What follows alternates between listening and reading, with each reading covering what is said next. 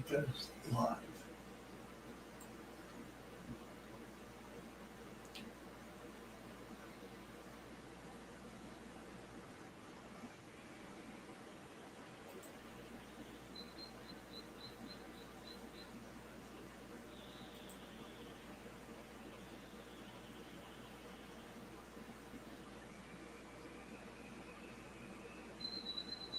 I love my little fishes as they swim about their home.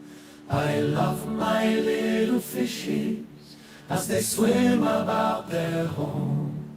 When the sunlight shines upon them and their colors begin to glow, I am drawn into a world where my heart longs to go. I imagine scenes of beauty and feel the warmth of love.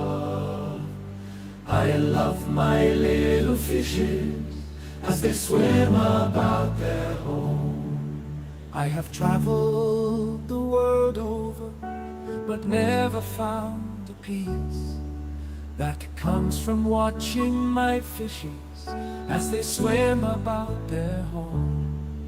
My heart is happy and I am content to sit and watch them swim. I will not be alone while these fishies are in my home. When the sunlight shines upon them and their colors begin to glow, I am drawn into a world where my heart longs to go. I imagine scenes of beauty and feel the warmth of love. I love my little fishes as they swim about their home. Hey. Hey, Father Fish. How are you doing? Doing good. How are you doing?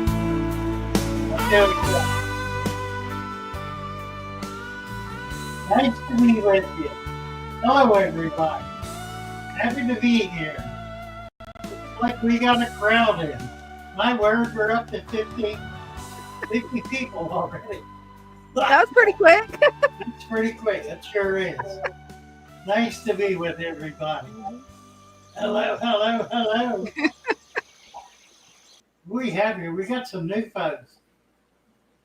Samantha said, didn't want to miss the song. It is fine. We do it twice, just to make sure everybody has a chance here, beginning and end. Let's see, Diane Altman is here, and Diane does not have a wrench. And you know what? I can't give out wrenches. I'm going to look at something. Oh, Diane's on my stream. That's why, because I can give her a wrench. Okay. All right. I think we figured out the problem we had earlier. Yeah, maybe. I don't know. We've been trying to figure out what's going on. Things that, let's see. If I hit Holly Girl. No, same thing with Holly Girl. Same thing with Rogerio. No, I cannot do wrenches on my channel. I wonder, I think my account's open. See, that's strange. That makes no sense. Because I can't put wrenches on your channel either. I can do it on mine, but it won't let me do it on yours. So I'm not sure what's going on with YouTube. Let's see. Let me just come back in on it. Okay. Oh, you know what's weird? What? I can't open. Oh, there it is. Okay. All right. I'm open. Let's see now. Oh, I think it was. Yeah, I'm okay now. Okay, awesome. Got it all. I don't know what happened. Angela. Technology is glitchy. Hello, Angela. Happy to see you. let's see. Let's get Angela a wrench here. Get her in the crew. Turning blue. Who else is here? Lloyd Goodyear. Erie is here. Erie, goodness sakes. I haven't seen Erie forever. Been a while. Life got in the way. Happy New Year. Well, happy to see you, Erie. Or however you say your name. Pamela Roche, Foxmaster, Redneck Aquatic Stan Pittman's here. Samantha. Now, can I do Samantha? I can. Awesome. Yep, I sure can. Let's get Samantha a wrench. And I think I'm good. I saw Adam's here. Hi, Adam. Katie Flores. Mark Ross. Christian B. Chatterbox. Rogerio Lima. Adam said, Father Fish, thank you for the advice on having a second heater. It was a little startling to find my heat at 67. Well, that's, yeah, generally in my very large tanks, I usually have two heaters, one a degree or two below the other, or the other one a degree or two above the other, so that they will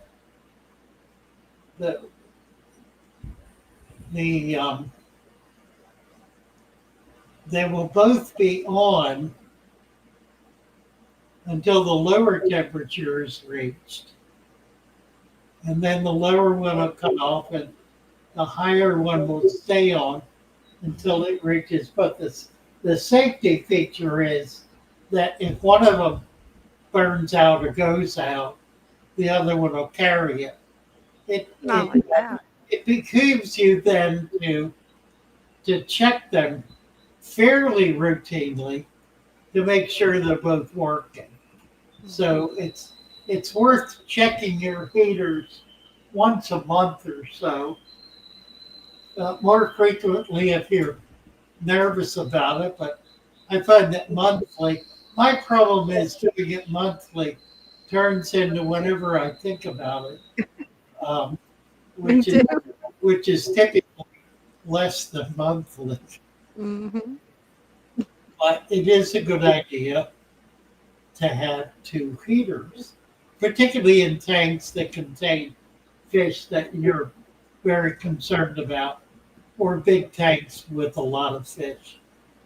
And again, particularly if there's an issue with the potential for the tank getting colder than you would like it to. Mm-hmm. Foxmaster said Father Fish is like the great father I've never had. But funny and full of knowledge. He also looks like Santa Claus. Funny stuff. Gee whiz. First time joining Father Fish. Well, welcome, Gee whiz. Mm-hmm. Nice to have you with us. We're going to give you a wrench as a participation trophy.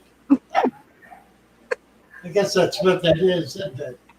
Kinda, yeah. Kinda, right? Yeah. Everybody gets one. Mm-hmm. Kim Minnie. Hello, Kim Minnie. Chatterbox. Chatterbox from Australia. What time is it in Australia? I don't even know. Probably really early in the morning or really late at night. Well, it would be about 10 hours difference. Mm-hmm. I'm not sure. And it should be earlier, I think. Only where the date line is. Where the day changes. Yeah, not sure. But I think they're on our side of it. They may be. All right. gonna try to post the StreamYard link. See if maybe now it'll let you pin it. Hopefully it's fixed. Oh, I'm good now, I think. Oh, good. It worked. Awesome. William Avery watching the live stream on my phone and the Eagles and Commanders playoff game, presumably on his computer. What Goodyear says, live and learn.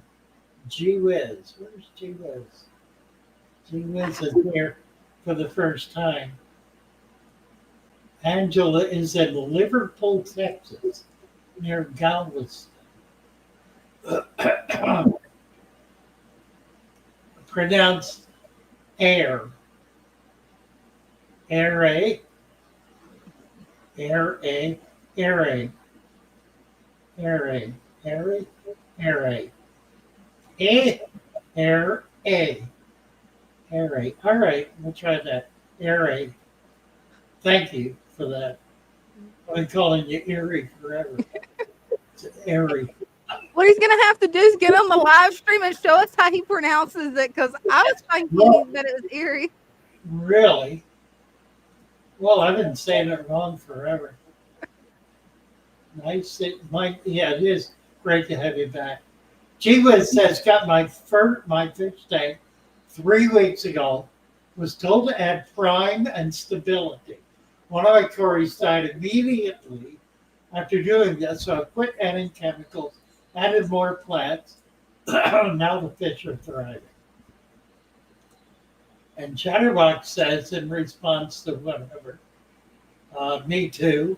I love Father Fish. Thank you, Chatterbox.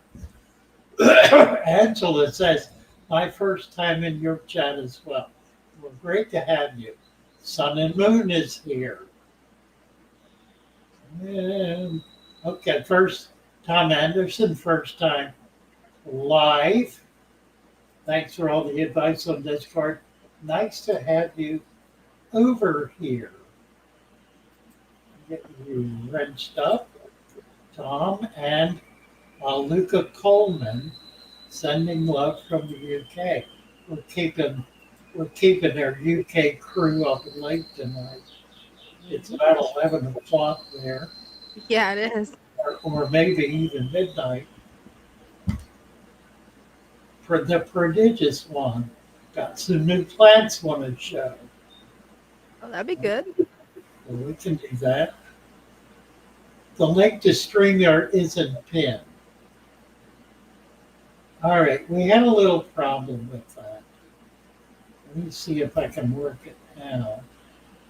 I got it posted again. It won't let me pin. Yeah, you can't pin mine, but I should be able to. I got it. There. Got it. There. We've been fighting with that thing. Yeah, we couldn't get it working earlier. Mm-mm. All right, we're good. Well, I'll run through that. Let me get back over here and see what Dina's all about sitting there. All right. Oh, I just got a call from a shop in Minnesota that is promoting the Father Fish system, and she wants to buy the supplement in bulk. So we're going to work out a way to do that for licensed retail. We'll sell it in bulk, and we'll include labels equal to the amount at 1 pound per. So that'd be pretty cool. I've got to set it up. We have to work on a price and figure out what we're going to charge for that, but I think we can make it worth doing. So I'm kind of excited about that. I need to talk to my dirt guy tomorrow, talk to Corey, and see what it actually cost us to be able to produce that. See if we can make some money on it, selling it in bulk. And that would allow people to bag it up in 1 pound baggies and put a label on it Mm-hmm. and sell it for the same price we sell it for. So we'll see how all that goes down, but I think that'll be cool. It will Yeah, also well, it'll also allow them to make up the full substrate package and to be able to market that as well. That's a whole lot easier. You just add the supplement to the 3 different types of soil in order to be able to do it. Brandon Dunphy is saying, "Hi, Father Fish. When starting a new tank, should I take a sponge filter out of another tank or squeeze the sponge in a bucket and pour that into the new tank, or both?" Both are good. We have developed a way to activate the dirt. We're not activating the supplement. We're activating the complete substrate. And we're activating it with a very rich composition of live culture from existing tanks, mm-hmm. which brings in all of the live bacteria and fungus and archaea that are in in those tanks. Certain amount of the microfauna will probably survive. Most of it will not. But you can bring that in through other means. I don't know. It may. We haven't really tested this out yet. We are doing it and we're including it in the current soil pack. So we have not yet begun to sell it as activated, but as soon as we get some feedback on it and understand what we're doing and how it's working, then we'll be able to do that. So that's kind of exciting. Oh, all right. Craig's Catfish Cave is here. Hello, Craig. Is Cornwall still around? When was the last time Cornwall was? I think about a week ago. I think. It's been pretty Yeah. recent. Yeah, I think so. Erie says we're a bad combo. Yes, you are. Right. And I know he's been missing you. So hopefully he'll pop in and find you here and all will be well again. Hopefully. Oh dear. Erie is being paranoid here. What's going on? He says Dana's face was struck with fear when he saw my name pop up. I That was funny. I don't think so. No. Swamp Face 21.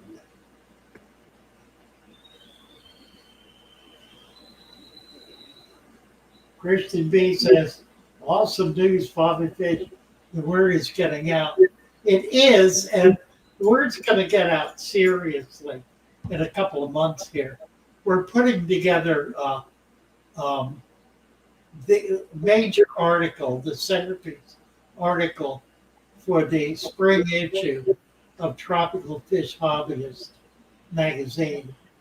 So it's going to feature us. We probably will also carry some ads in that issue. And then if it does well, we'll be able to do follow-up articles. So that's a really big deal because that is the major publication in the hobby. So we're very, very excited. It's not like Fun March or something. It's not a European. It's an American publication, the one that does get into virtually all of the pet shops in the U.S. at least. So very excited about that. That's gonna be nice. And, I think we're frankly on the cusp of that with the book out now. That gives us a level of credibility that I think the whole approach needs. It's sufficiently well done that I think it will have a generally very positive impact.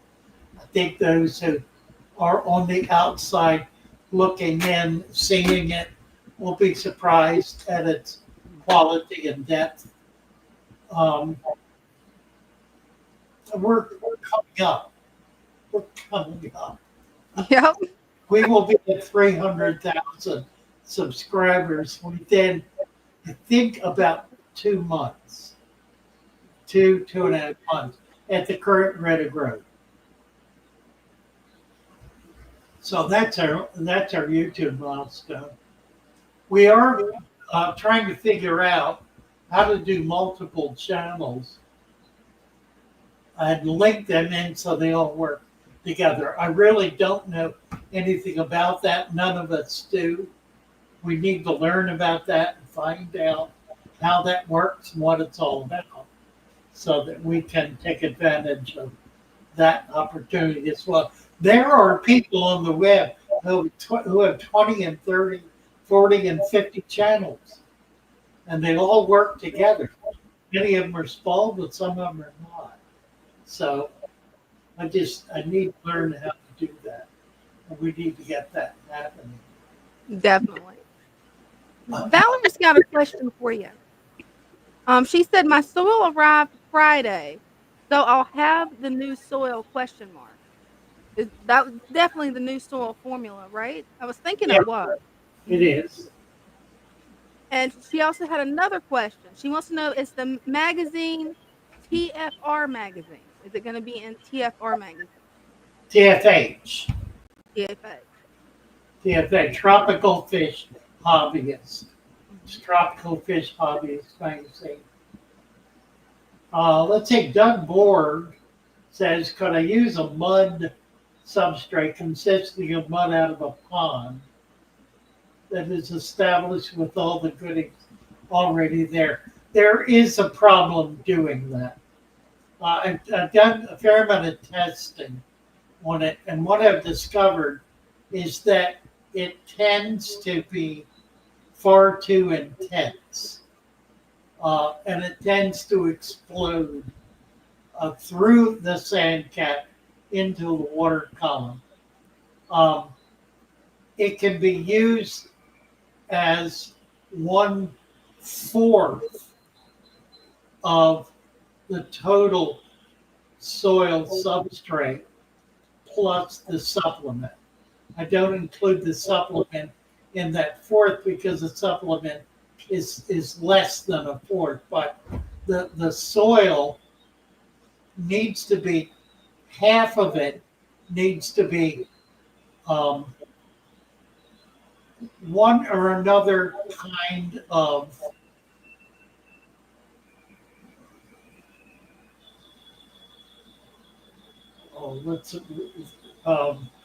like leaf matter or mulch or some kind of fibrous material.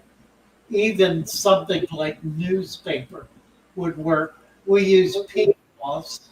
You could also use coir. Turns out peat moss is more effective by some studies, which is interesting.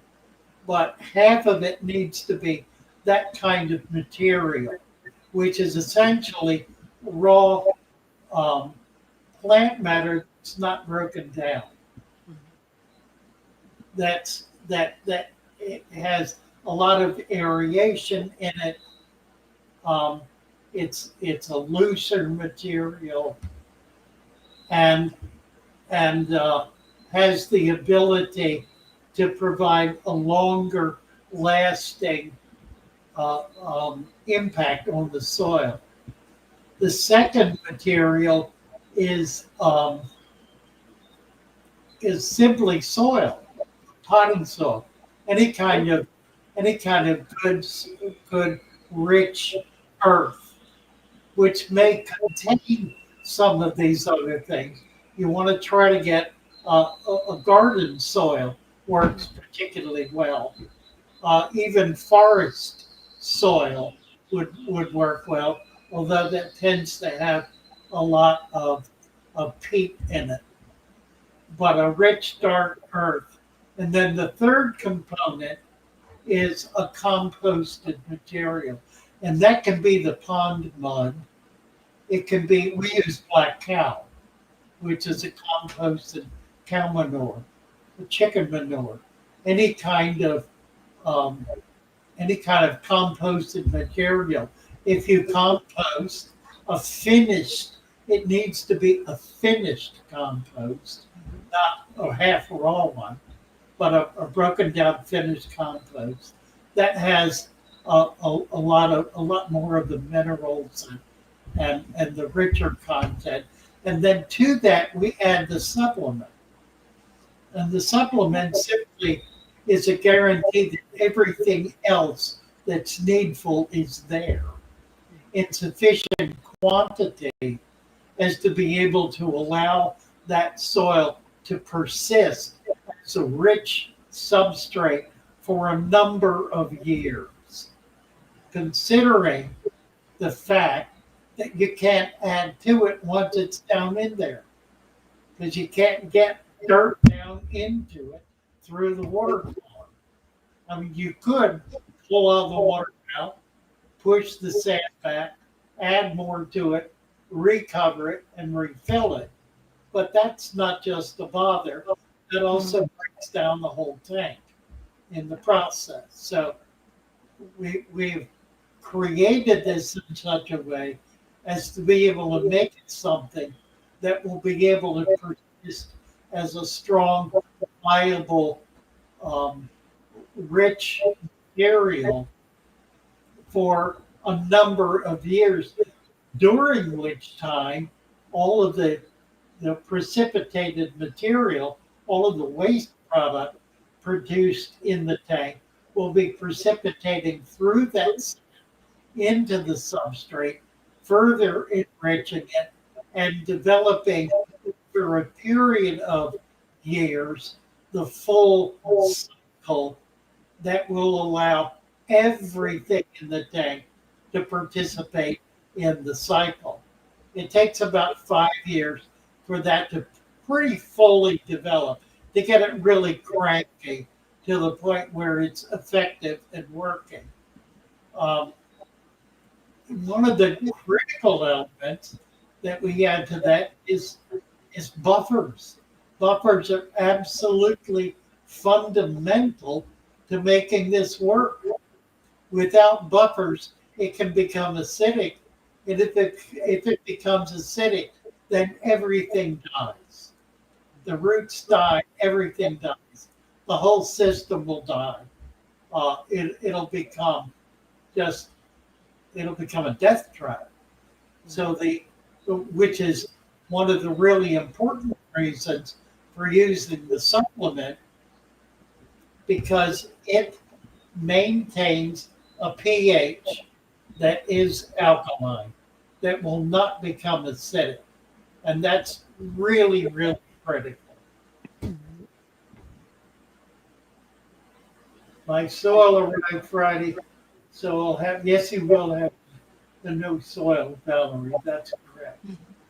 So yeah, we're looking for feedback. You may not really notice a difference. I'm not sure. It will not have been in that for more than a week or two, so it's going to be pretty fresh. I don't know what long-term effects of that enrichment, that activation being in the bag for 3, 6 months a year, or we don't have that data yet because we haven't done it yet. So we'll be looking for some feedback there as well. I do know that the longer the supplement sits in the bag, the more mycorrhiza develops because we do add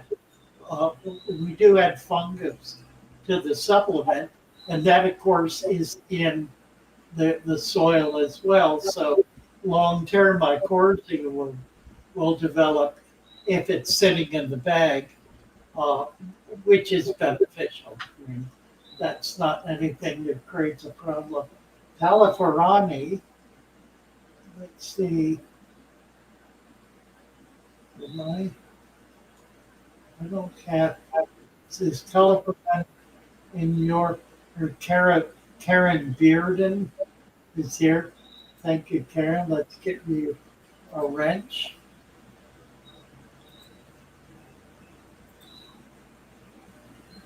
I don't see. Well, there he is. Okay, let's get Tala a wrench. Get you your participation trophy. That's fine. I That never. is funny. Tala Ferrani says, "I have a question. Wrongly, I put 4 inches of sand on my soil. Is that going to make problem?" No, that won't be the problem.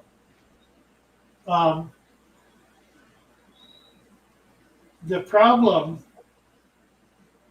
will be that it'll take longer for nutrients to pass through that into the soil, and it'll take longer for nutrients to work their way up through the sand in order to get to the roots of the plants.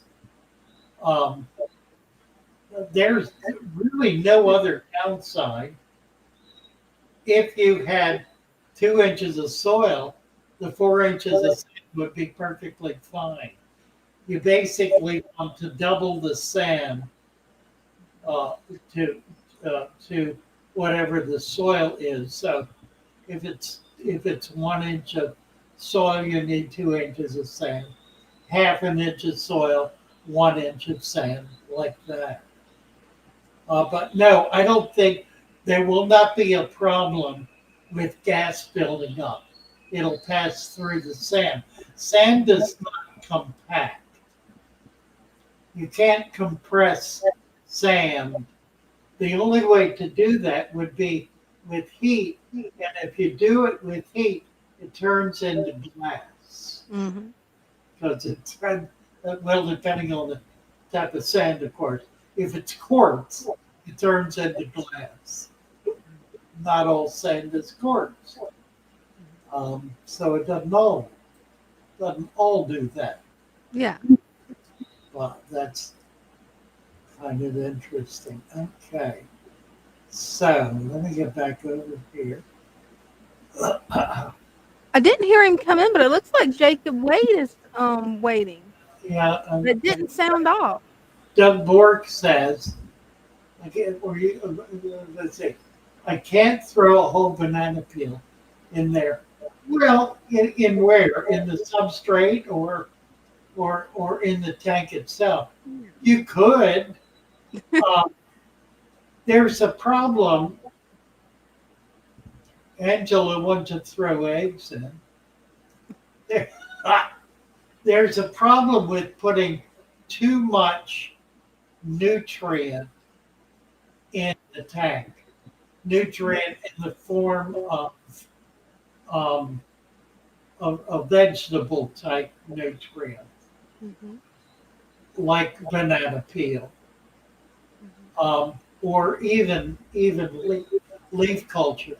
If you put too much in, it rots, it deteriorates, and if it overwhelms the system, it can create the same problem that too much of a meat base will create. A big fish dying will create something like that. It'll overwhelm the system with bacteria breaking it down and in the process, will pull oxygen out of the water and cause a cascade effect of death. So you don't want to ever too much dead material, plant or animal, in the tank. We have Jacob Wade and we have NC among us. Hey guys. We're going to bring them both up. How you doing? And here they are. Hi, Jacob. Where's NC? Looks like his camera isn't working. You there, NC? There he is. There he is. We got you both up. I'll be. I gotta go. But I'm gonna show you and see my new video. You can see the NC, your microphone is breaking up. Yeah, I can't understand you very well. Okay. Hi, Jacob. Hey, how you guys doing? So I just had a question. So within the last two, nothing bad is happening to the system, but as far as some of these live bears are actually dying in my system, but they're not fouling the system. They're actually being used up within 24 hours, and then it's just decaying then. But it's the live bears, and then I look real close for spots, any indication of like starvation and all that.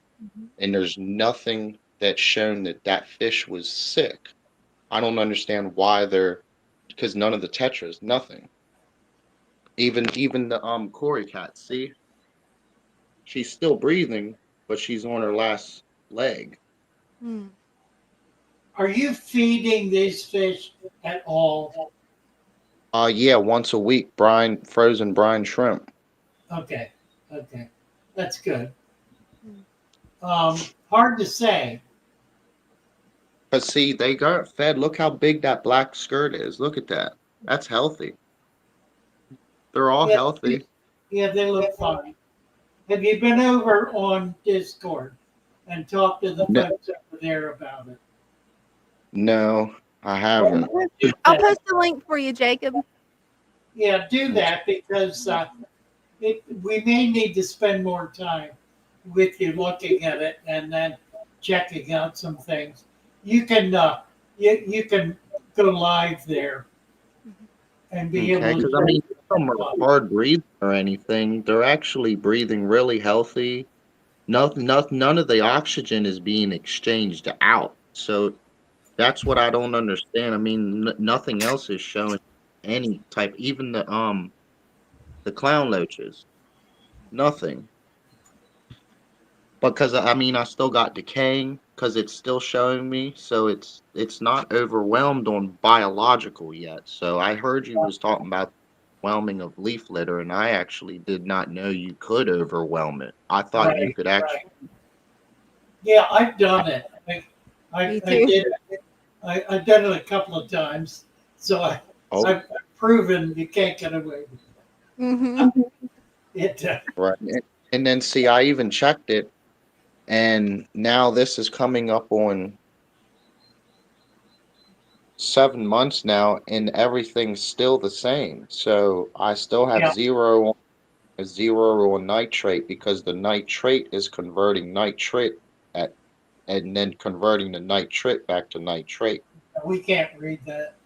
Yeah, I can't see it. Sorry. It's not focused. Don't worry about it. It's not focusing. But it says my nitrates are still 60. Is that still pretty decent? Yeah, I would say so. It's not bad. That's what I said. They keep telling me to do a water change. I'm not doing that. I don't think my water's not. The water's not foul. If you were over 200, I would consider a water change. But at 60, that's barely adequate nutrition. I think it's because the jungle valve took it all up. Oh, I agree. Yeah, I agree. Absolutely. Definitely. Don't know How many fish? What's the rate of death among the live bears?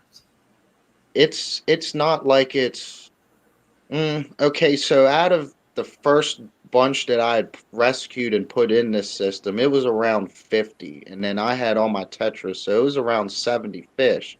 Now I have the same amount of tetras, but I have like between 15 to 20 live bears left. I mean, Oh, well, I would it's been rather like, have my yeah, I would it's, rather have my tetras, but I mean, yeah, I don't know why they're it's been dying, and about they shouldn't be 7 dying. months. The tank's Yeah, they been up should. about 7 months. Is that right? Correct. Yes, Yeah, correct. It's been more stable than it's ever been. yeah, yeah. I don't know. I would get over on Discord. Give the guys a chance to look at it. Spend a little time with it, and might be able to find something. Okay. We certainly can't diagnose here with something like that. That's a more in-depth But kind of did issue. notice it. I did notice it though when, as you see, the leaf litter started to come down. So do you think it's the food web that is lacking on that side right now? Do you think that could be a cause of death? No, it's a food. Well, that's interesting.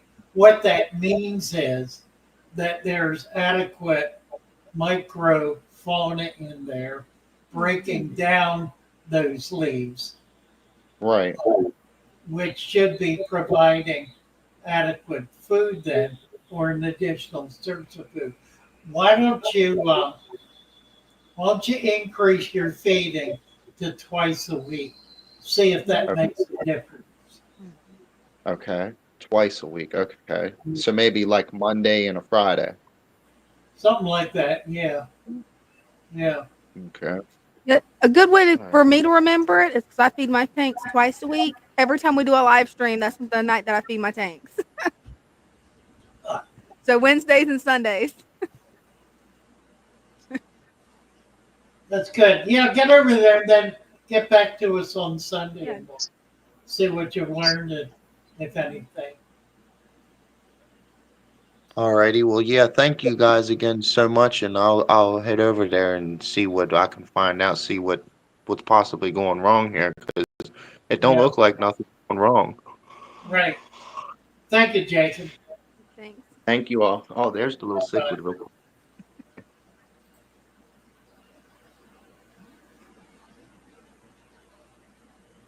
Let's see. I was um see if I've covered everything. Yeah, I'll double Yeah, Chatterbox has made the critical point that Mhm. when you plant your plants in a new tank, you don't want to push the root down into the dirt. Oh, definitely. There's a process going on there, a process of chelation, where the chemical elements in that soil are interacting with each other, Mhm. and that creates, um, frankly, it creates heat, Mm.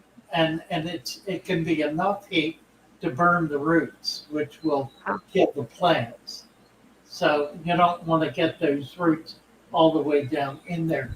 After a few months, some people say 6 months, some people say 2 to 3 months, but after a certain number of months, that chelation process is completed.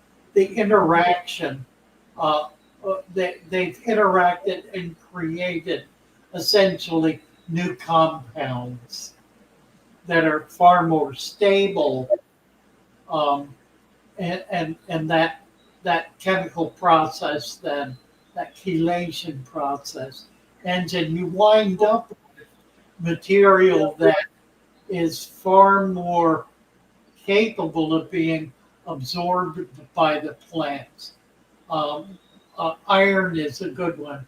There are others. Copper is certainly one. Um, Chelated copper is not a danger in the tank, but raw copper is. If you put a penny in the tank, put it down in the. I do not recommend you do this, but we Yeah. used to use pennies. We used to use pennies, particularly in saltwater tanks, in order to try to get rid of the things that were killing the fish, the bacteria and the parasites. Wow. And it worked, but it also killed the fish because Mhm. long term it created CO2SO4, copper sulfate in the water, which and then it was discovered the copper could be chelated and made not toxic and be able to work effectively then as a control.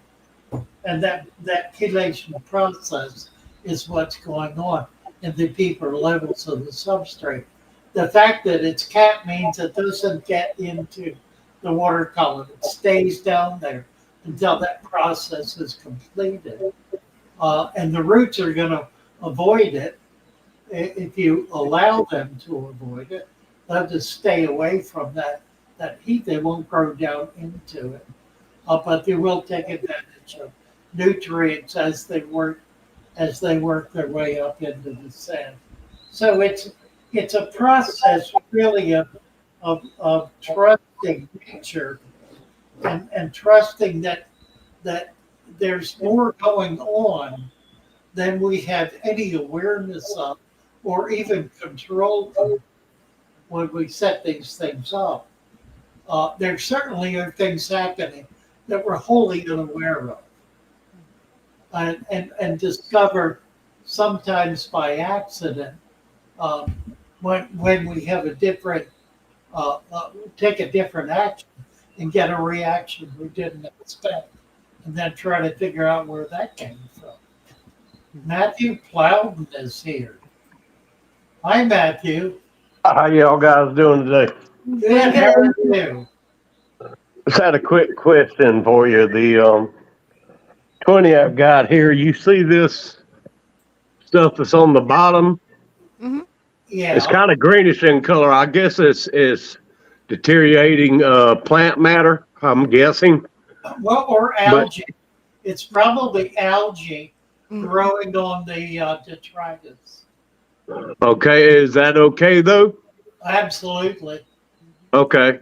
Should I cover it with a little bit more sand or just let it ride like it is? Fine. It's not a problem. Not a problem at all. And it Okay. it'll provide a food source, particularly for snails, plecostomus, other bottom feeders. Okay. This guy right here, he's like a dog. He's like a puppy.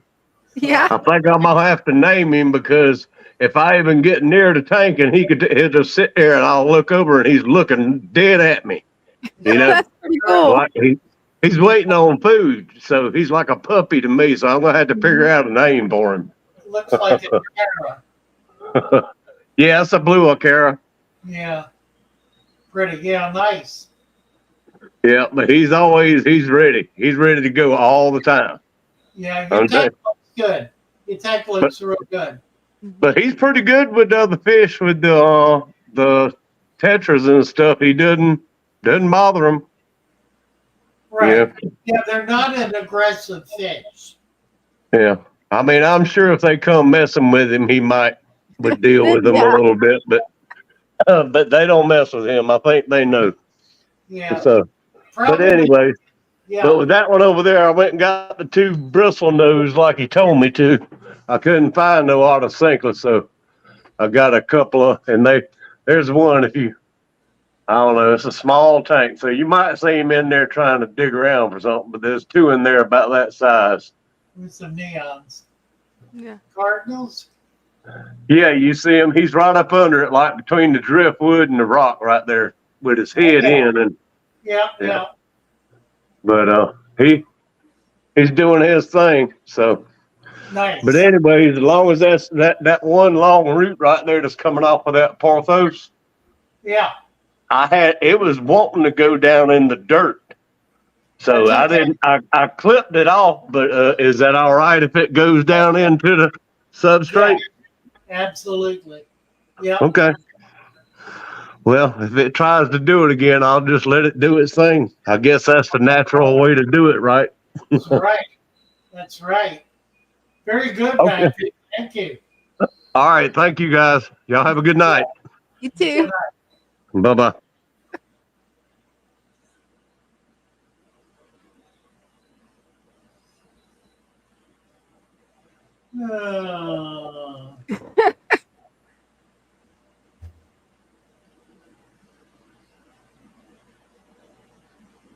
Let's see. Let me pursue the chat here. Yeah, Valerie's got a question for you in my chat. Who? Valerie, Oh, okay. she wants to know how about adding root tabs to the 4 inches to move it along faster. The problem with root tabs is they are not what they pretend to be. You would be better off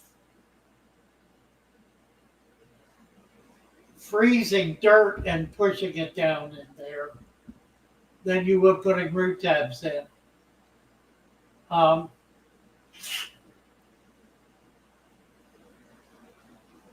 You can simply take 2 inches of sand out. Use a net and scrape some of it out. If you're worried about it being too much, just remove some of it. Pretty simple to do. I would not put root tabs in. You'll create a chemical burn by doing that. It just they're not as organic as they pretend to be. It's a chemical. It's a chemical compound.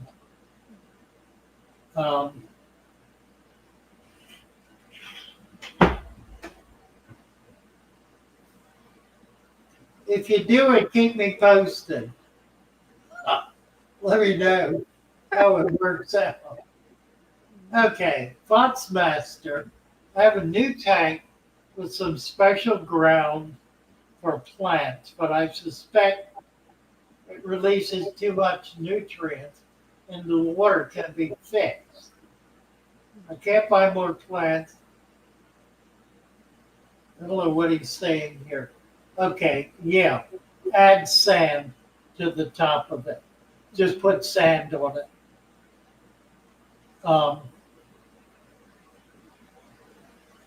There should not be any nutrients getting into the water. That's the function of the sand to prevent that.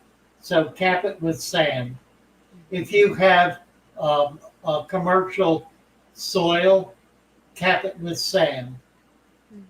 If you bought a big bag of the commercial, the bead product that's used as a substrate, cap it with sand.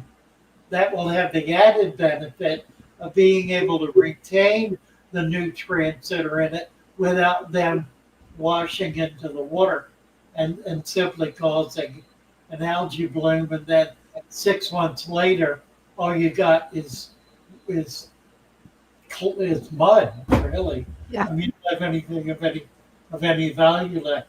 If you cap it with sand, you're retaining the nutrients and making them accessible to the roots of the plants and not to the general water column. So anytime you have that kind of issue, put 2 inches of sand on it.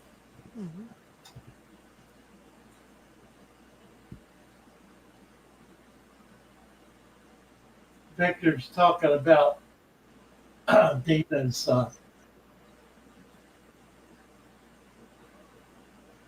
rainbow microphone. It's a TFR magazine. No, it's TFH. Tropical Fish Hobbyist magazine. Welcome to the Steven Spielberg podcast. Wow. We should do that.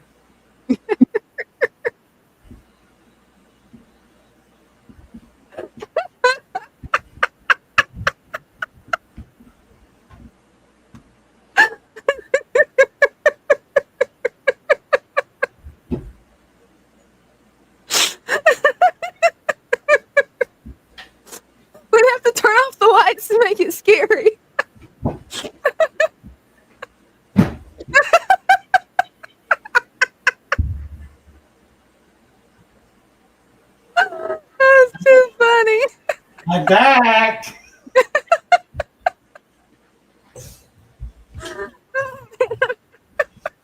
Oh, dear.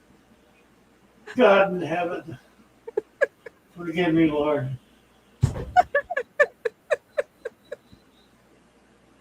Oh Ah.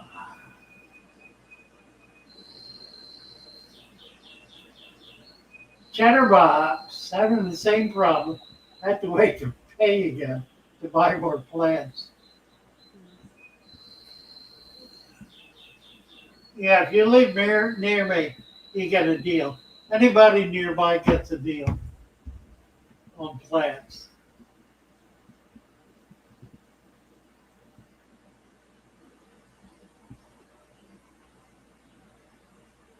Oh, goodness sakes. What species are your birds? They're canaries. They're warbler. What is it? Warbler canary? I'm not sure. Huh. A second creek melt. Never had that. Interesting. Birds are canary, correct. Those are some beautiful canaries too. Oh, what a Erie's got it. That's interesting, Erie. Yep. They don't actually come out of the same duct.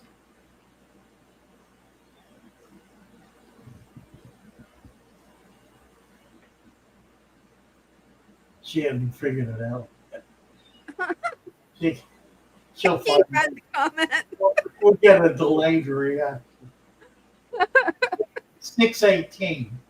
618. Okay, I'm on 640 something. Oh, I'm waiting. Yeah. 618. I'm back with Doug Borg and the banana peel.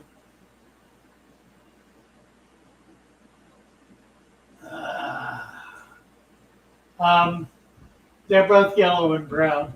The ones I have are a mix. I don't have any reds or pure yellows. I am getting some new hens as soon as they can get up and pick them up. Oh, no, that's cool. Yeah, I've got three. We had a problem. We lost 4 birds. 4 out of the 8. And I couldn't figure out what it was. And then finally realized somebody was feeding them the wrong food. They were feeding them the little tiny round seed, which they don't eat. So they were starving to death. Oh, that's horrible. So I finally found that back. I don't even know where it came from. Somebody bought it and brought it in as bird seed. It's sold as parakeet seed, but it's not a finch seed or even a canary seed. The parakeet has a different beak, and it eats a different kind of seed. The parakeet seed is the parakeet has a hooked beak, and the canary has a pointed beak. So the canary cannot open the seed that the parakeet can open. So it can't eat that seed. And whoever was doing this bought the wrong seed, brought it in, fed it, and we lost 4 birds. Wow. I was at a loss to figure out what was happening until I looked at what was in the food trays, and they were all full. There was no food being eaten. They were dying of starvation because they have their own food. They have these little tiny round pellets, which they can't eat. They need grain. They need grass grain, which they can open easily and feed on. So I lost two of the new males and both of my hens, Wow. which was dreadful. So I got to go pick up. I'm going to try to get 3 new hens and see if we can't get because the 3 males I've got now are real strong. They're young and they're healthy. Mhm. So we'll get them each a female, and we should be able to crank out quite a lot of babies this spring. So I need to get up there pretty quick. Spring and summer, they nest all the way through the summer. So hopefully I'll be able to get hens that, at least one hen that has raised young.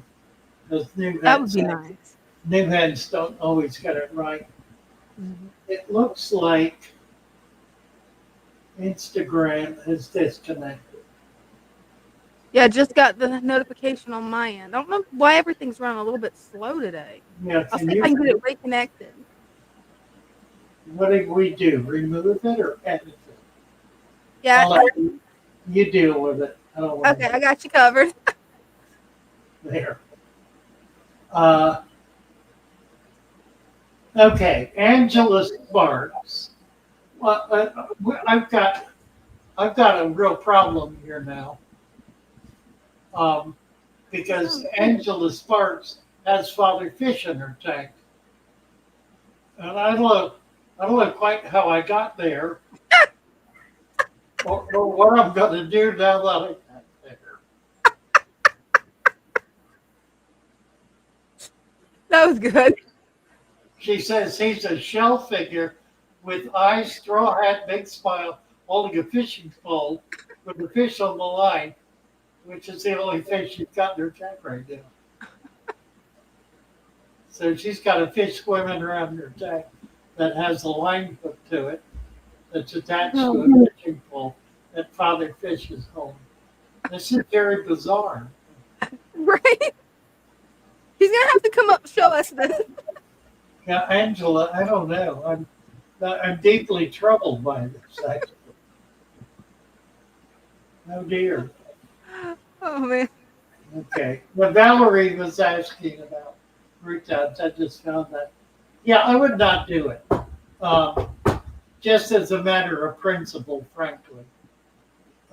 If you want to, what I would do is I would build a food web, start putting a crunch of leaves and start throwing them in there, small amounts at a time, and also try to get some live culture to put in there as well, small amount at a time. Don't put a whole lot in, put a little bit in, and do it routinely. Put in more once a week. If you do that, then that soil is going to become very rich, and you'll be able to do things like grow carpeting plants in it in a matter of a month or so. But it doesn't take long for that to build up. Raza Shark International. Hi, Father Fish. I want to move my 55-gallon to the opposite side of the room. What's the easiest process?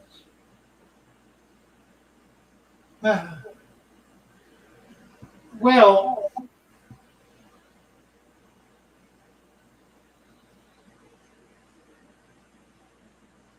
it depends what stand it's sitting on, for one thing. If you can reduce the water down to a few inches and 2 strong men can pick up either end of it, you can move it like that. If that's not doable, you can get furniture skids at Lowe's or Home Depot or wherever. Take enough water out to be able to put the skids under the 4 corners of the stand and carefully slide it. It'll even slide across carpet that way. That's probably the safest approach. Get it light enough to be able to move. Now, when you push it, you do not want to push from the top of the tank, or you'll be breaking the tank. You want to push from the stand or from the bottom of the tank, preferably from the stand. If you push it from the bottom of the tank, you're going to push it off the stand. Like you won't push it all the way off, but you'll get it imbalanced on the stand, and that's problematic. So if you're going to push it, you want to push the stand and not the tank. What else? The best way to do it is to get over yourself and leave it where it is.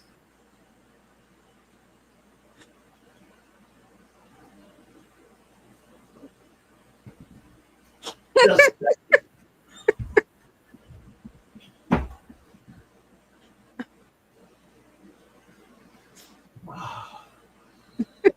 now I'll be right back with a source of entertainment we've been sorely missing. That's true. William Bond, 0007. We can ask him questions over here, and he can't see them. Father Fish can see in StreamYard. You think mine's the secret hangout? Who does your hair? What a smile. You're on TV. I have eyes everywhere. Yep.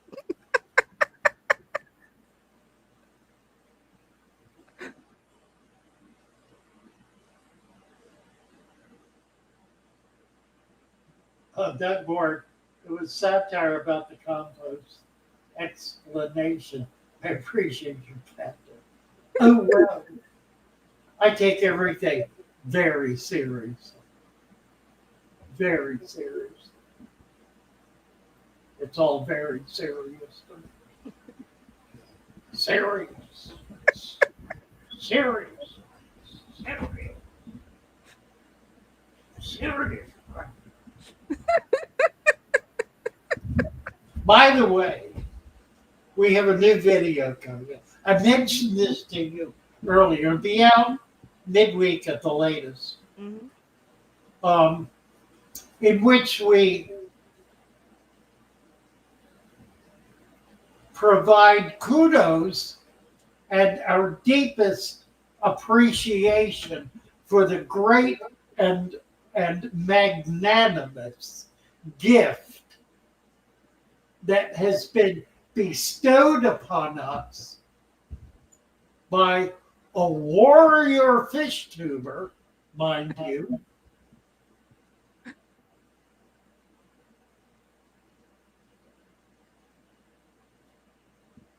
known to some of you. I think about 10%, actually. And for that reason, I will not mention his name because I frankly don't want to promote his channel. But he has given us a great gift. And you'll see what that is when you watch the new video. It has to do with Discus. Discus, you see. Discus. Mm-hmm. I know what you're talking about. Yep. Discus. I say that without moving my lips. Discus. Discus. You see, discus. You see how I lift moving? You don't get it. Discus.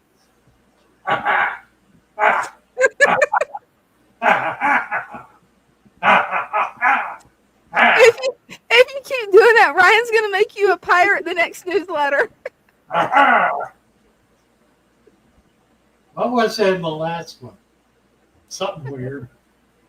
The Viking. I don't even remember. Last one I remember was Viking. I can remember Viking. Viking, that's right. It was a Viking. Yeah. Oh, what else is going on that I dare talk about?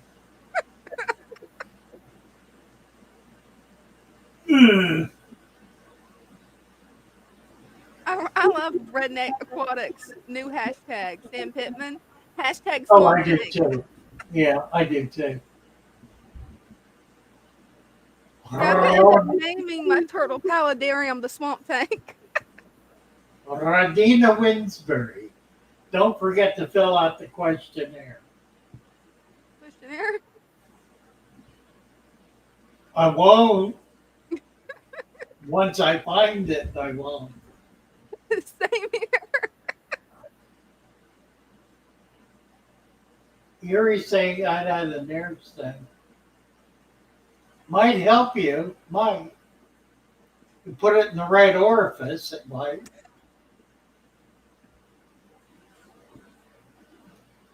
Almost got it. Almost got it a spitter call. I come close to it. Almost. Ah, dear. Yeah, I thought so here. I thought it was.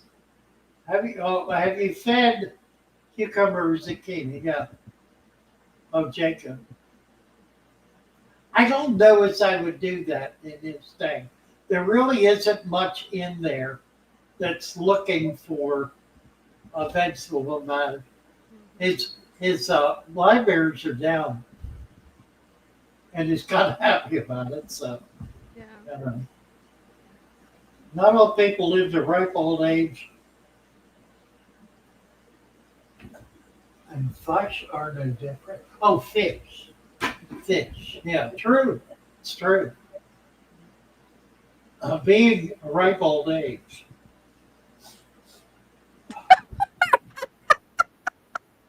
It's so crazy.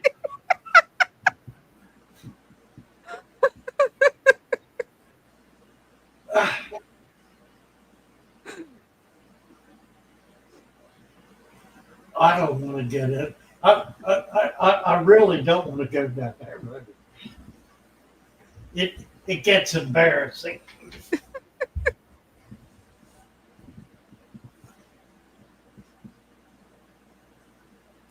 I don't even know how to broach the subject. Which comment, which timestamp? Both chats have been going so fast that I can't keep up. Yeah, the ripe old age. Right. I don't know. Okay. My ammonia was 0, nitrate 0, nitrate 0. That's it with stress. No, that can't be it. I measured it wrong. Well,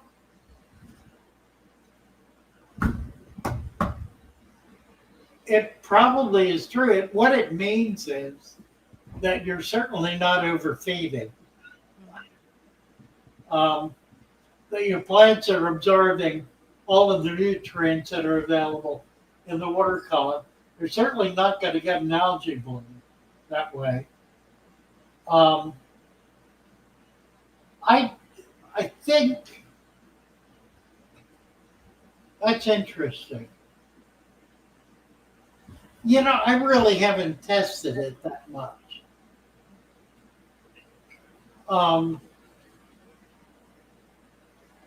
I should, just for curiosity, to see where I'm at in different tanks. I never really gave this serious thought. What happens when the plant population is, I know what happens. Same thing that happens in an old growth forest. An old growth forest like the Amazon, for example. Mm-hmm. The Amazon is depleting the soil persistently. The soil in an old growth forest has virtually no food value in it. whatever goes into it is immediately taken up into the plant. So as leaves are dropped and waste matter falls, that is converted very quickly and drawn right back up. So the soil layer in an old growth forest, you think it would be feet thick. It's not. It's inches thick Wow. because it's being absorbed. Mm-hmm. And it's being absorbed by a maximum of plant material that has developed to the point where it's taking fuller and fuller to the point of being fullest advantage of available resources. That's what makes it an old growth forest. It is as fully developed as it is capable of being, which is what happens when a tank becomes fully developed plant-wise, where it's taking up all available nutrients.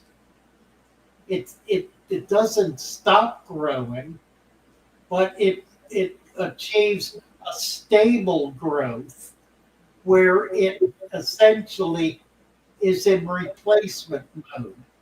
It has grown to the point where it's using up all available resources. Now, truly, in the aquarium that we set up, the only way you could achieve that, I did it once in my old growth tank. And I did it by using it as a source tank for building other tanks and selling plants out of. So the plants were so prolific, I was pulling them out, using them to plant other tanks, selling them to folks. I kept doing that to the point where the growth slowed down. So I stopped growing it, and then the growth came back. And it has reached, I think, a kind of maximized level where it's full of plants, but doesn't continue. They're not growing out of the tank. I mean, it's not growing to the point where it's getting thicker and thicker and thicker.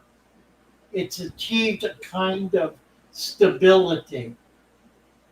And that's because it's using all available resources. I'm not putting more in there. I'm feeding very, very little. I have very few fish in that tank. So I feed maybe once a week, a tiny bit.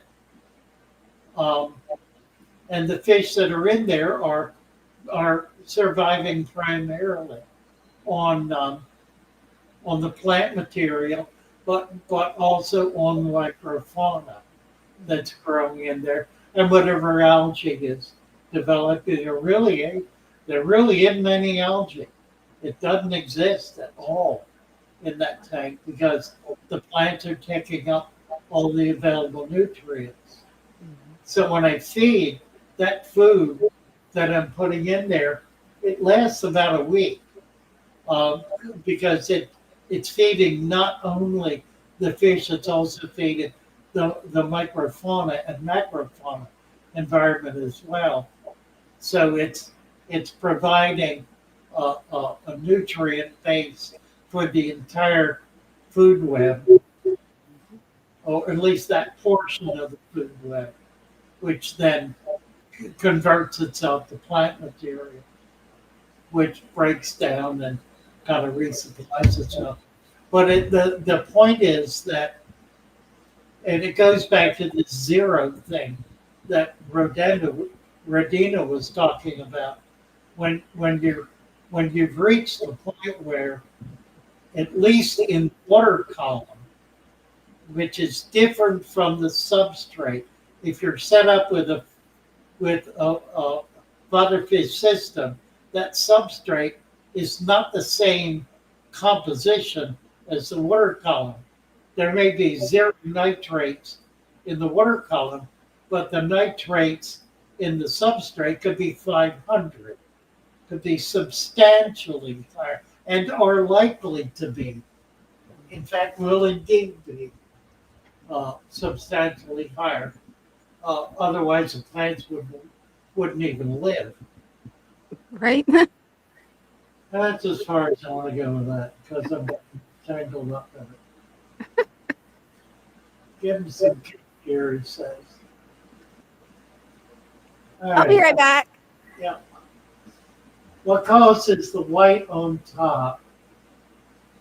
You get bright yellow patches leaching through into the white sand. The white on top, bright yellow patches.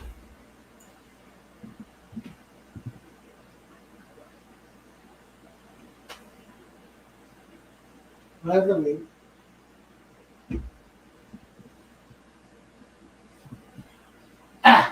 chatterbox.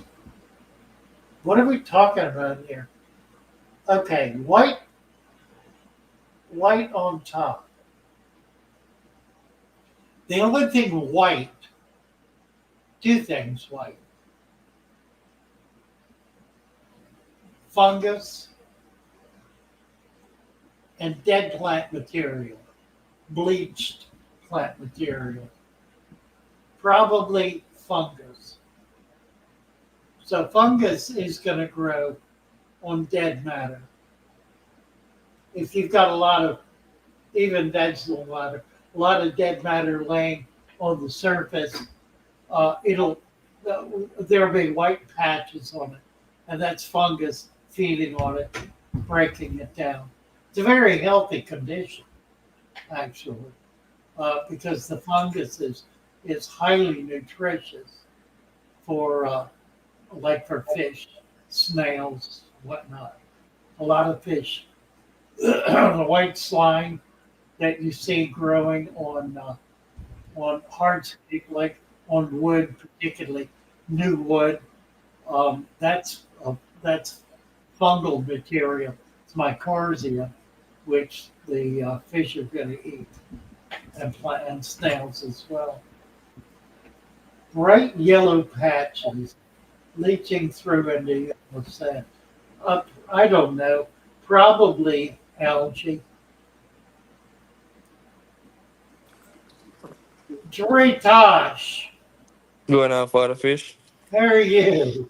I'm alright. It's pleasant to see you as usual. Thank you, good to see you. Look at that boy right there. What do you got? Looking cool. Oh, look at the yo-yo. He's growing. Yeah, the yo-yo looks nice. Mm-hmm. Nice. But this is what I wanted to show you. The It's Anubias. Yeah, flowering. That's the one. The sunburst platy been eating. Yeah.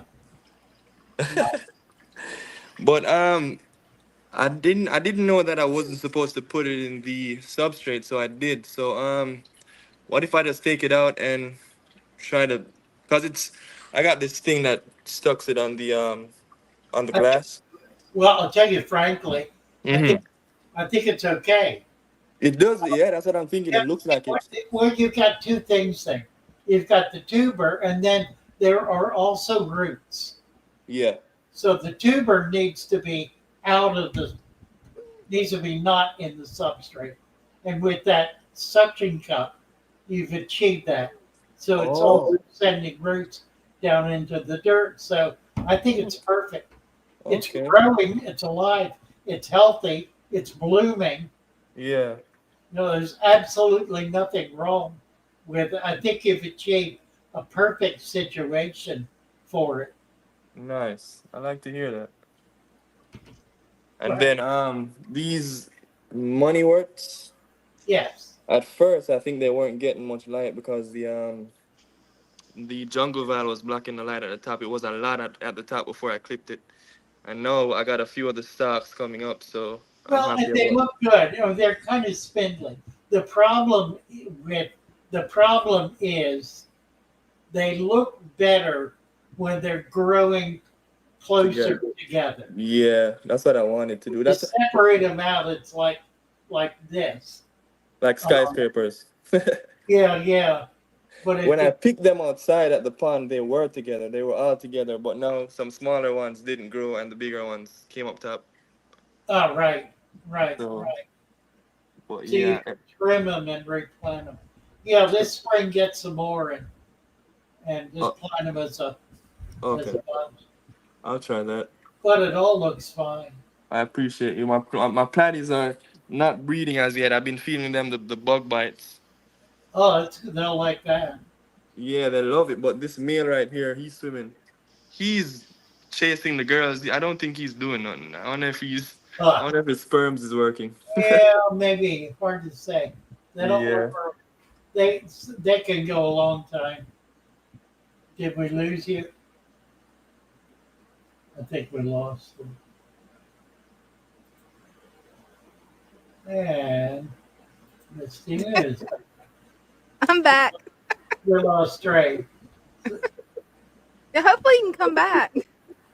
Yeah, if he gets them back together, he went dead on us. Oh, he said in the comments that his daughter threw him off. Sorry So- for Yeah. I see. That's funny.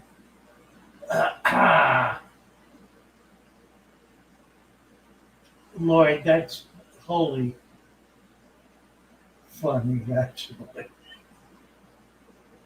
Ah, dear.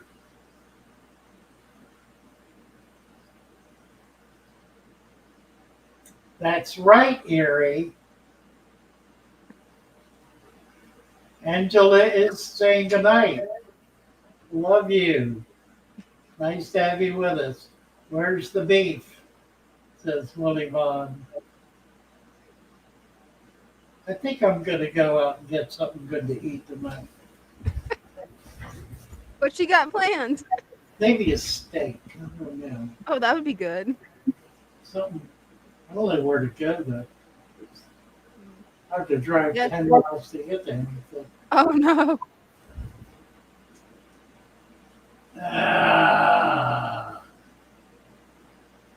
Gary says I could have my monthly bath in that tank. You have to do a water change.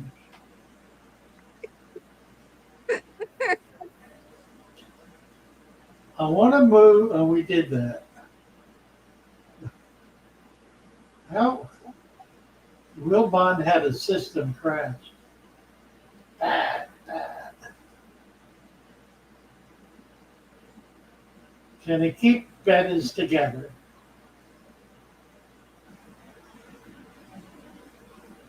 Well, yes and no.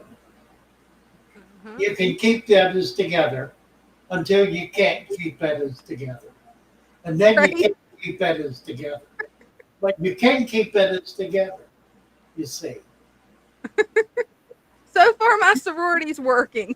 Not It for how long. works just that way. Yes, you can keep them together until they decide they don't want to be together. And Yeah. then you better not have them together. Right.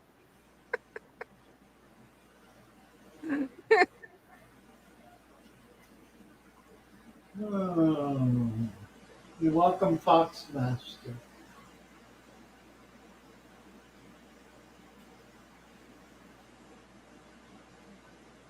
Hey, John Shane. Okay, I am so far behind here. Need to get caught up in here. Raza has now moved his tank 4 times. I read the same comment 4 times. And I did answer it a while back there.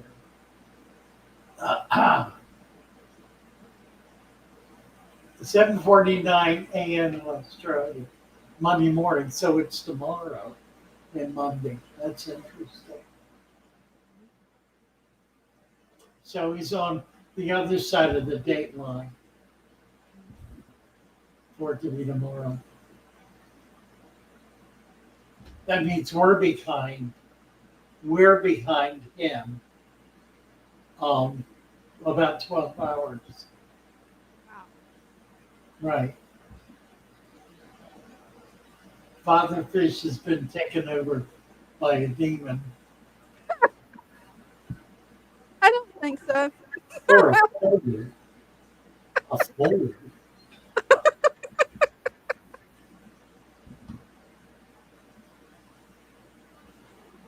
A particularly ignorant demon. A playful demon. The best solution to reduce cyano,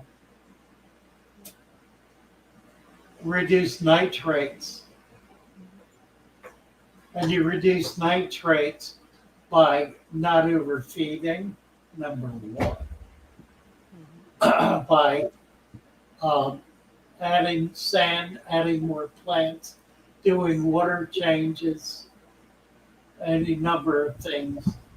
It's basically down to nutrient, excess nutrient. Cyan is a function of excess nitrate, which is a function of excess nutrient. Don't feed so much. What is it in my eggs? Sometimes, this is one of the problems I had earlier with Erie. There are times when the humor train goes off the rails. It becomes more a quandary than an entertainment. But then he knows that. Probably.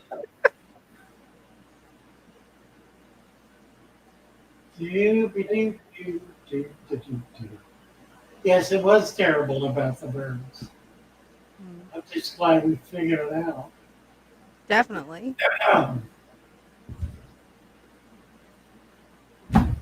Fox pasture, illegal to take sand.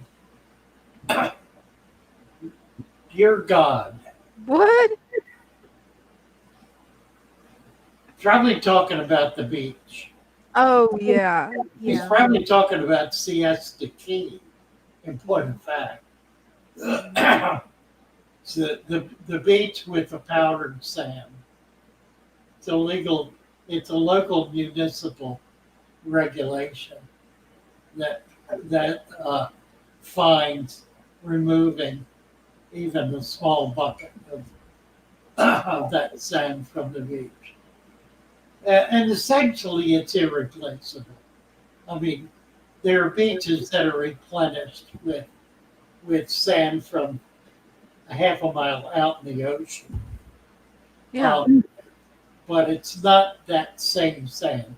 It's not that fine powder that exists on Siesta Key. Then Sarasota, Florida. Mhm.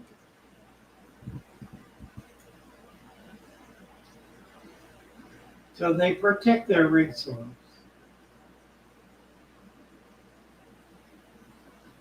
And Cecil says hello to anybody he missed. That's very good. Like giving you a bunch of coconuts and no one with a skull hard enough to crack. Like that. Right. It's only illegal if you get caught. Well, there you go. Does white cotton fungus only attack fish if the water quality is bad? White cotton fungus does not attack fish. That's a misunderstanding. What attacks fish is bacteria. And the bacteria attack wounds on other places where the slime coat on the fish has been removed, scraped off, otherwise damaged.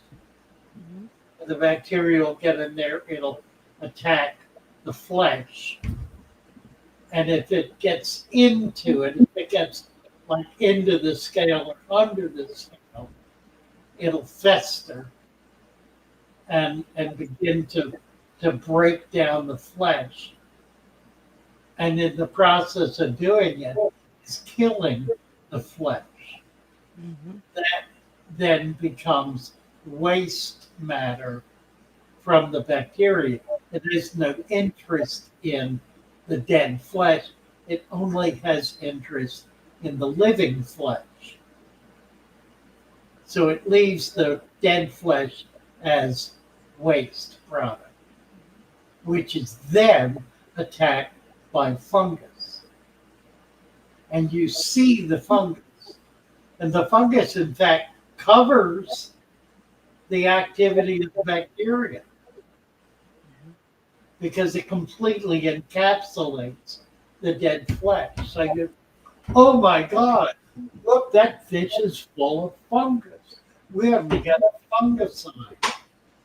In truth, a fungicide does nothing to cure the fish. The only thing it does is kill what's trying to get rid of the waste. So you're finding a meaning that's valid. All good fungicides made for the fish trade are bactericides, because that's the problem. So it's a very, very, very, very simple cure for a fish that has fungus growing on. Take your finger and wipe it off. You'll be wiping off all the dead material, and you'll see a wound. Go to the medicine cabinet and get that little tube of antibacterial ointment and squeeze one drop of it right on that wound. Wipe it in, rub it in a little bit. You only need to get it touched onto it. And then put the fish back in the tank. And the bacteria will be killed. And there will be enough of a coating on there to prevent it coming back long enough for the slime coat to be able to recover that, and it'll be able to heal. Very, very simple. Very simple. You don't need to go crazy with trying to buy $50,000 worth of medication and poison your tank with medication in order to get rid of what is a bacterial infection. And very easy. There are some bacteria that are not easy to get rid of. But that's not the kind of thing where you see fungus grow. That's the kind of thing where you see the fish becoming, developing white saddle along the top of the fish, and it being dead day 2. That's something altogether different, and that takes a much stronger medication. Sailor Red is here. Father Fish and Dina. There he Hey. is. There are you. Just because you were discussing, the fungus and what have you, Yeah, those are my Colombian Tetras, right, and sometimes they look like they have like a white lipstick on. right. And you talked about it being, an injury that now has something growing on it.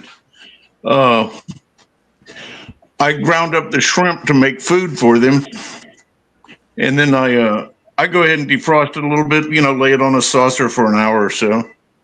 And when I went to feed them, I'll pick up a little piece of it with some of the long tweezers, like for planting the plants, and put it down in the tank. And they hit that thing so hard that it would ring a bell.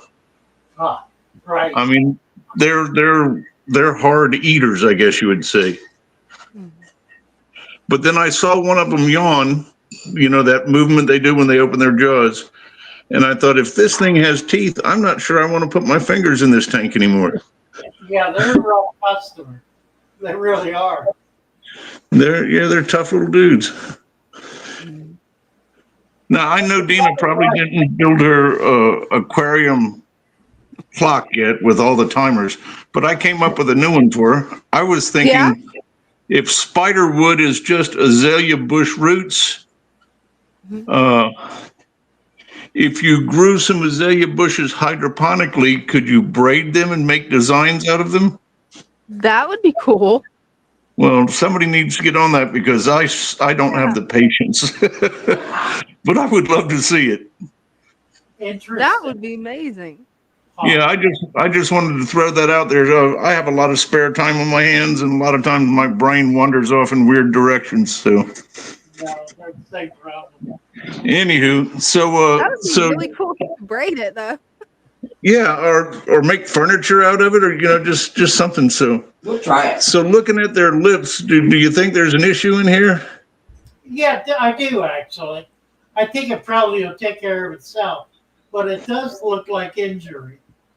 And sometimes they look clear, like it's all gone away, and then it comes back. Yeah. But I did. Yeah, I think you're right. I'm not going to feed them with the tweezers anymore because they would. Injury. They probably are injuring themselves. They probably have a factor that accommodates that and overcomes it. I'm sure in a couple of days that'll disappear. Yeah, I think that was. I think that was Wednesday. I fed them. Yeah, it's likely a common issue with that species. And just to let you know, I'll come back on here in a couple of months and show you. My wife has decided she's going to lose her mind also, and I thought, well, what the hell? I don't really need the sofa, so I do have room for a big aquarium. All right. Get rid of the stuff. I've always wanted like a 120 or so. 75 is as big as I got. 120 is a great tank. I've got one here in the lobby. I love it. Great tank.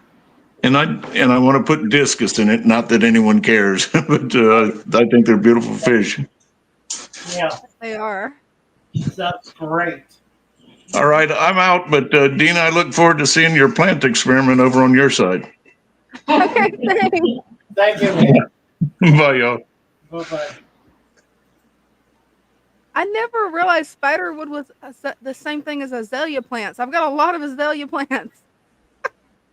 I had no idea.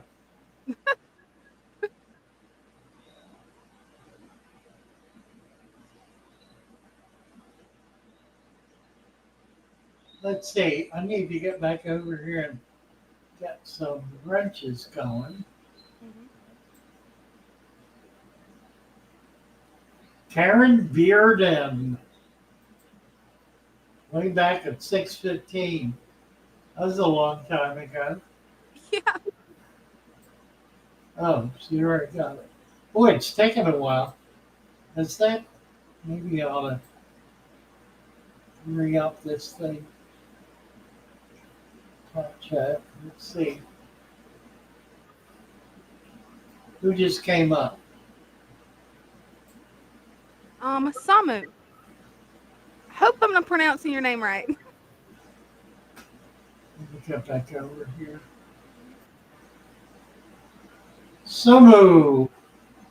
I had one question regarding this overall father fish method. Okay, so uh, basically, what I've seen hundreds of your videos, huh?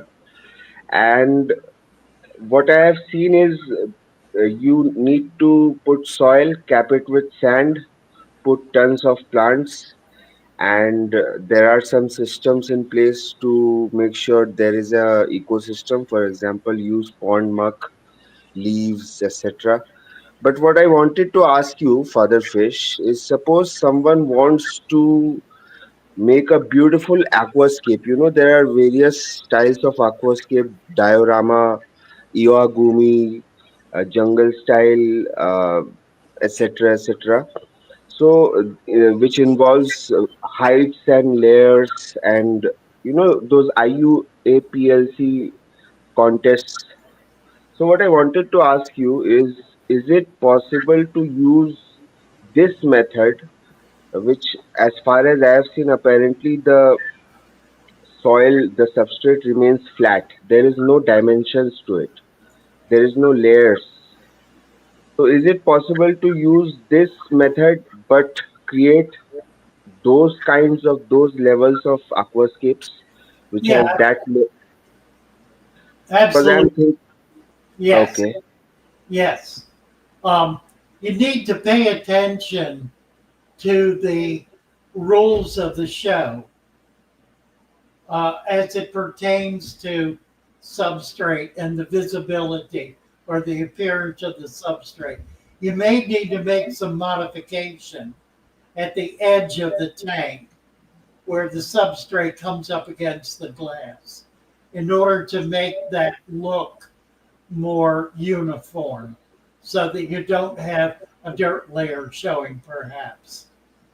Um, and then as you've done here, adding um,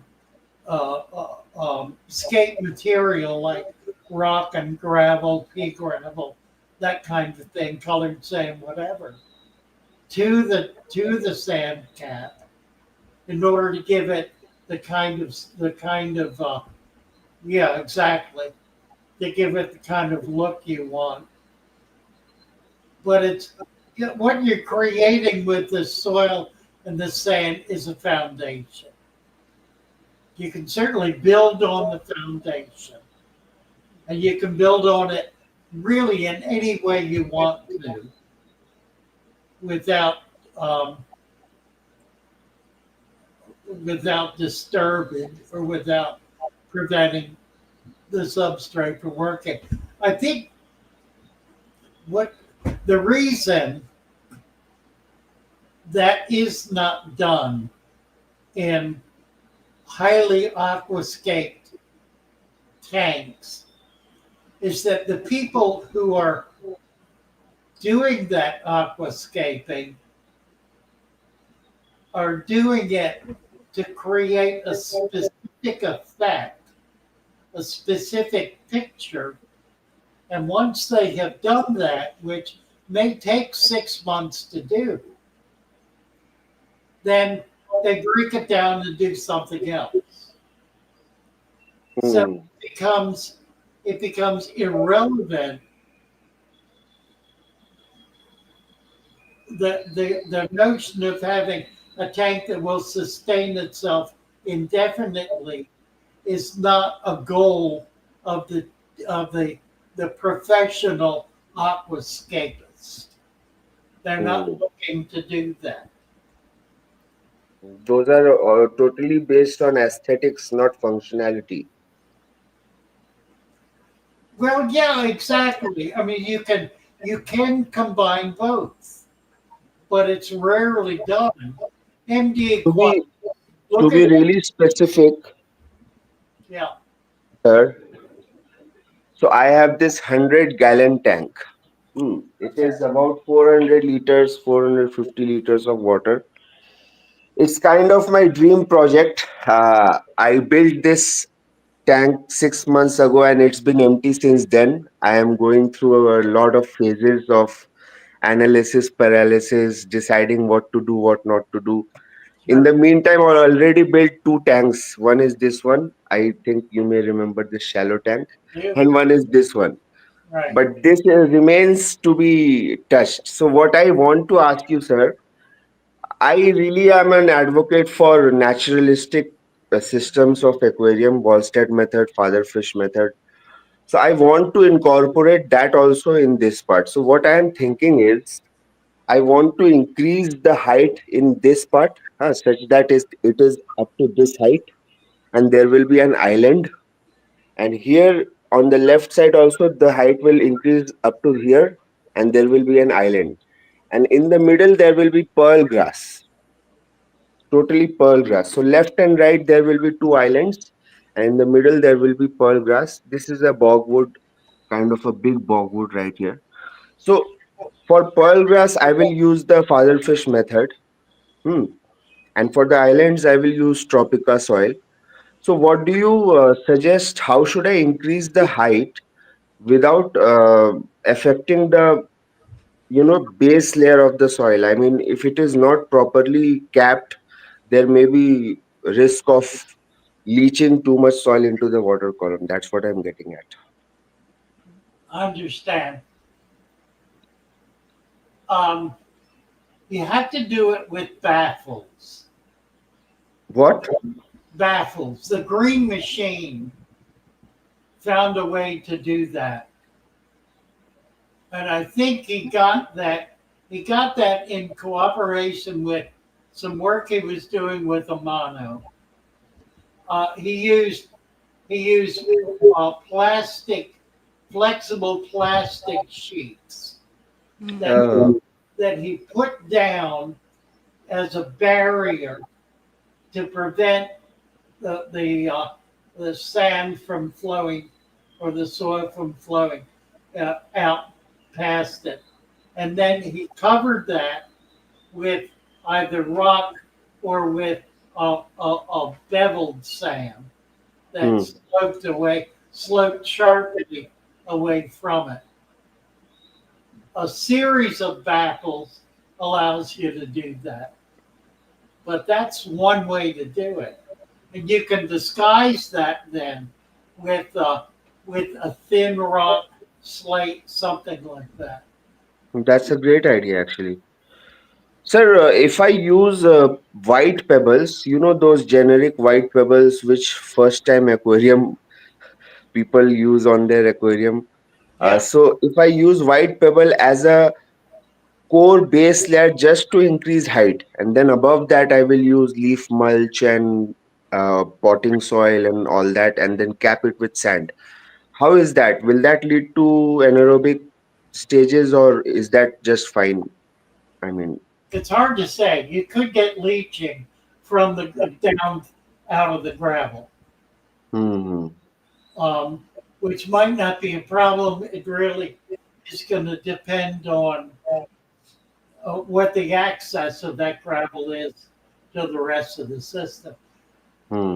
Excuse me. One last question. Suppose I have a 1 or 2 inch layer of soil. So, what is the maximum inches of sand I can cap it with so that the plants receive the nutrients? I mean, according to your videos, it is if it is 1 inch of soil, then 2 inches of sand. But suppose there is 1 inch or 1.5 inch of soil, what is the maximum inches of sand I can put? 3 inches, 5 inches, 6 inches, Probably four, 4 inches. probably. Okay, Yeah. okay, okay. Okay, Father Fish, thank you very much. Thank you, Dina. Well, keep us Uh, posted on this. I want to see Yeah, how it develops. definitely. excuse, excuse me, what? I couldn't get. I hope I've helped you overcome some of the paralysis of analysis. Yeah, Some, I mean, I'm kind of a perfectionist. yeah, Mhm. So I means my priority is that I don't need to, give tons of time in maintenance, but in the same time, the aquascape should look beautiful as well. amen. So Well, that's I want my to see. two primary goals. Make Yeah, sure you show us as you sure, move. 100%. I'll show you I'll tell 100%. you Yeah, something I else. love. Something Yeah. else you ought to do is video every step of what Yeah. you're doing. There's a new video came out 4 days ago by Tanks from Nothing. Tanks for Nothing. He's only done 4 videos, and he's got 300,000 subscribers. They are You're astounding. saying that I should open a YouTube channel? Yeah, absolutely. Yeah, Okay. but don't try to do a lot. Try to do one thing that that is very high quality. Look at Mhm. the latest video by Tanks for Nothing. Somebody put the link up. It's absolutely remarkable.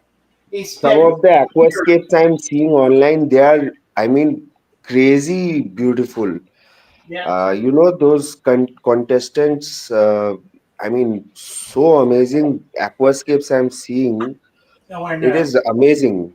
I I mean, breathtakingly beautiful. absolutely are. Okay, sir. Nice talking to you. You too. It's always a very nice time talking to you. I mean, every time I learn something new, it's a very nice time I have with you. Thank Thank you. you very much for. Blessings to India. Yeah, yeah. I mean, I think probably you have a lot of Indian fans because we tend to stick to nature. It's about That's what it's all about. 10%. 10% of our viewers are in Yeah. India. Yeah. Okay. Yeah. Yeah. Thank you.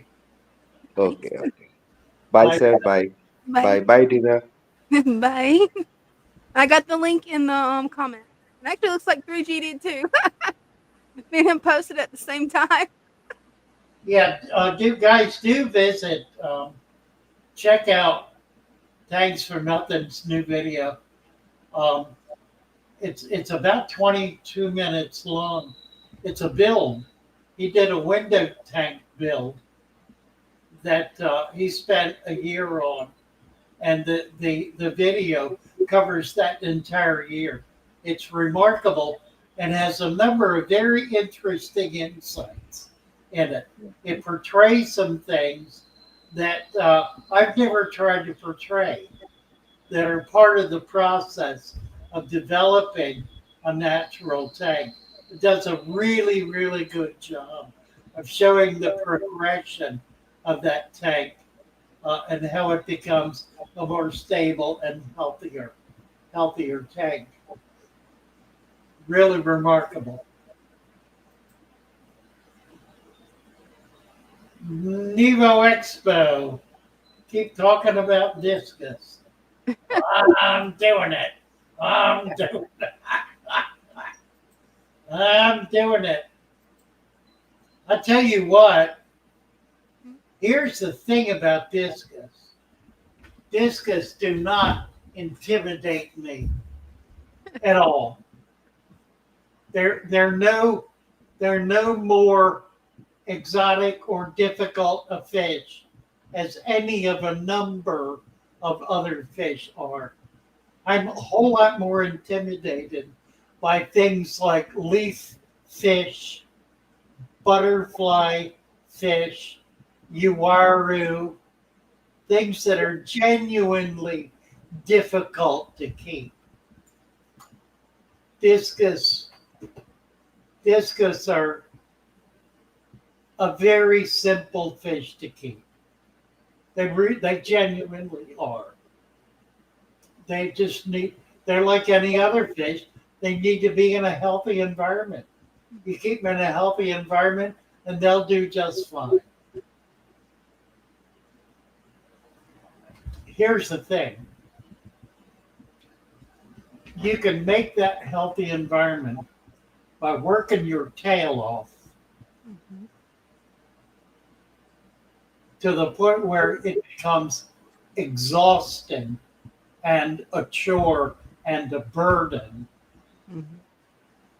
Or you can make that healthy environment in a way that lets nature do 99% of the work. And you will be just as well, except you be personally a whole lot better off because you won't reach a point where you just don't want to do it anymore because it's too much work. How many of you who have been around for 20, 30 years have reached that point where you're done with it? It's too much work. I hear a lot of people say that. They love it, they cherish it, but they reach a point where it's preventing them from having other options in their lives. And that's what this system allows you to do. It allows you to set it and essentially forget it. I mean, you got to go in there. You got to be involved with it, but it's not like hours a week. Right. It's an hour every couple of months, Mm-hmm. more like 10 minutes every couple of months, truthfully, Mm-hmm. because you're letting nature do the work rather than all of this stuff that somebody has invented to try to do what nature already knows how to do. I mean, you can do it either way. You really can, and you get the same result, more or less. But one way doesn't depend on your discipline to nearly the extent that the other does. Where are we here? Oh, well, Doom Pie has the solution to moving the tank. Let the tank stay where it is and rebuild the house around it. A dolly.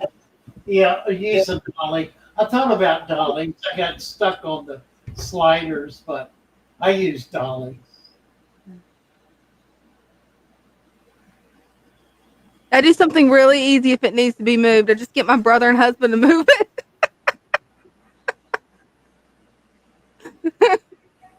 And Bob says, what, 2 men, women are equal these days. They're just, I can't say anything about that. I got a lot of country women in my family. And they ain't afraid to exert that. Your family sounds like mine. Really?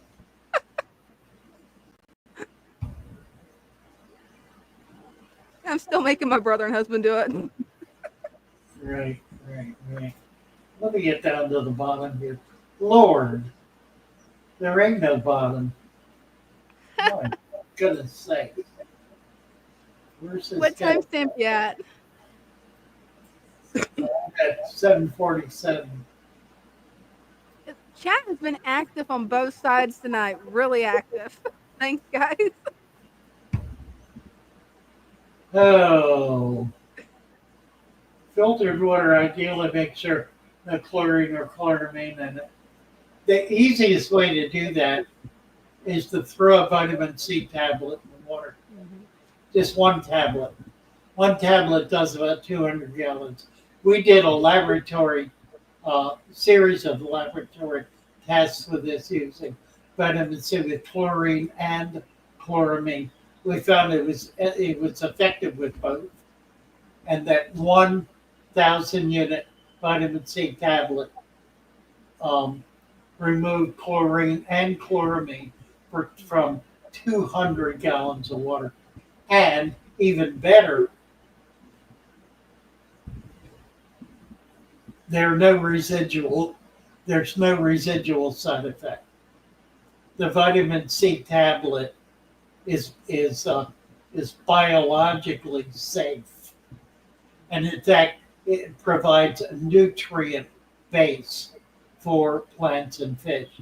So it is a plus in the tank.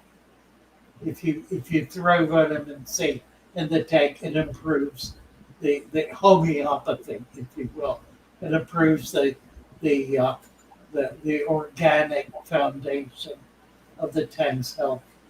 So it not only works that way, but it's effective against chlorine and chloramine. That one tablet will work as effectively in 1 gallon as in 200 gallons. You don't need more in 200 gallons than the one tablet, but the one full tablet can be used in 1 gallon. So there's no dosage issue. I think that's utterly remarkable. It really is. Better, Dina, but I'm having a really hard time this winter because I can't be as physically active as I need to be, and not doing as well on my diet. So I'm running on empty, energy wise. I'm tired all the time, exhausted all the time, feeling like an old man, kind of stumbling around a little.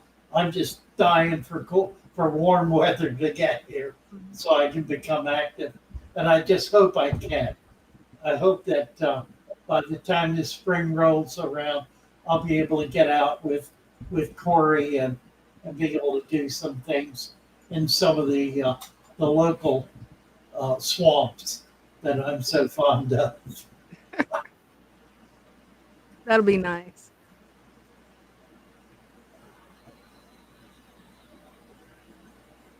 Right, how are we doing? Where are we at time wise? We got 2 minutes. We're down to it. Yeah. We are there. Yeah. All right, boys and girls, fun to be with you. It's been another great evening. That it has. Chongo says, so glad I joined this live. Spent the past 20 minutes trying to figure that out. My tech looks great, following Father Fish's advice. Well, thank you, Chongo. Appreciate it very much. Delighted to be with you all. Let's go out with our tune. Sounds like a plan. Good night, y'all. Thanks. As they swim about their home, I love my little fishy. Dana, you're supposed to click on all the goodbyes. That didn't work. That was the wrong thing to click on. There we go. I think I got it. Did I get it? Wait, there. There it is. There you go. Hit another one right away. Just moving right along quickly. There you go. Bravo. All right. We're good. We're good. Keep going. Keep going. Don't have any more yet.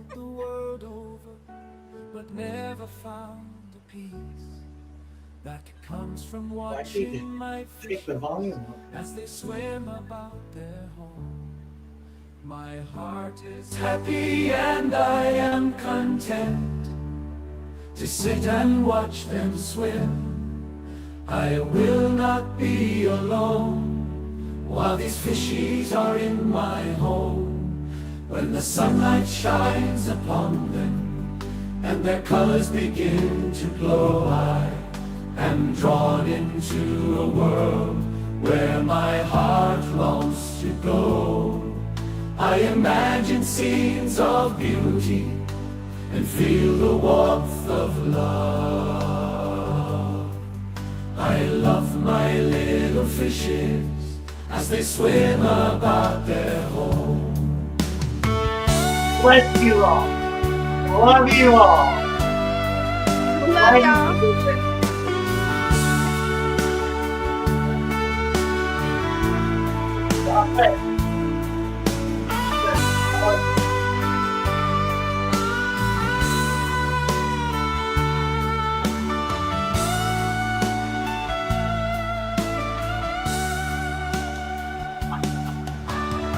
Thank you, everyone.